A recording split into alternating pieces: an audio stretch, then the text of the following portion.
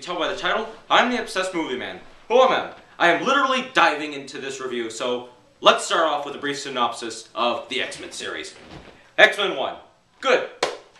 X-Men 2, my favorite. X-Men 3, eh. X-Men Origins Wolverine. I actually like this movie. You have a problem with it? Write it in the comments, folks.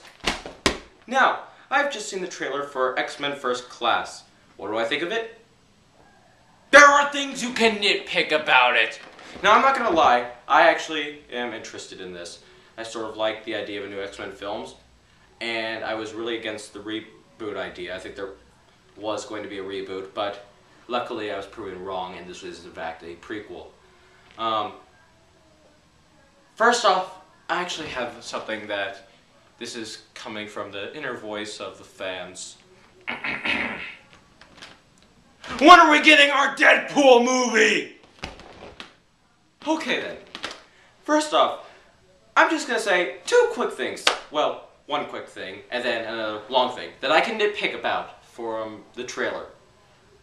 Well, actually, I want to just start off again by saying that it's not about trailer. I want to see another X-Men film, alright?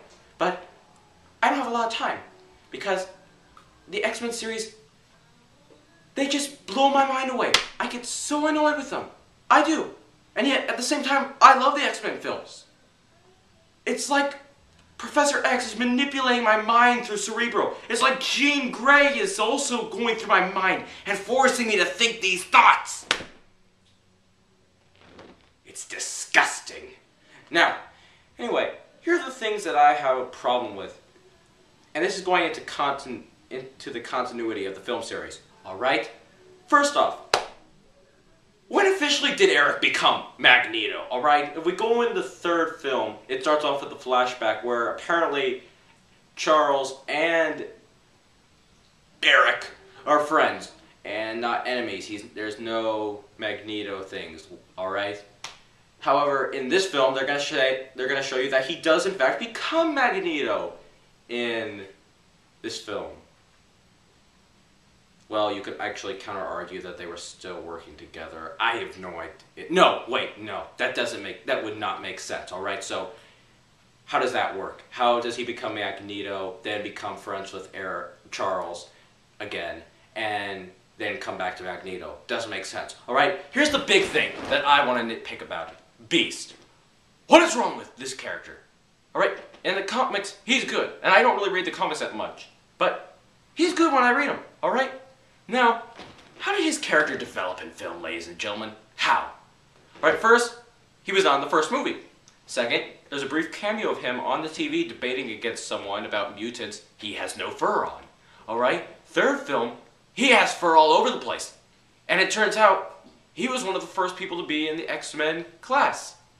Alright? That doesn't make sense! Well, you could, at that point in time, you could argue that, well, in his first appearance, Beast did not have fur, and he was in the class. Alright? And I would agree with you. I would.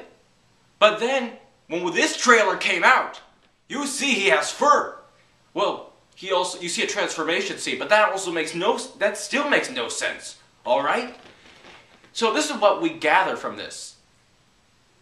He starts off with no fur, apparently having the abilities, and he's in the X-Men class. He then transforms into Beast. Between this film and X-Men 1, he's left the team and apparently has no fur. He's not on the team in X-Men 1, and he has no fur in X-Men 2, because you see him debating and he's in government or politics or whatever. But there was a deleted scene in X-Men 2 when Professor X was manipulated into torturing all the non-mutants. You could actually see him morph into Beast. So if the deleted scenes are part of continuity, you could counter-argue that that triggered his transformation to come back. But no, I don't buy it. Alright?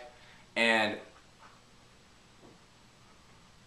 I have no idea why I do this. I enjoy the X-Men films, but you can find things to nitpick about beyond belief to the point where, okay, this doesn't really make much sense.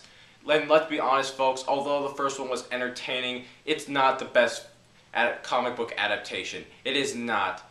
you don't really have the same cast or anything. Even the director of this film says it's going to not be based on really any book or something like that, alright?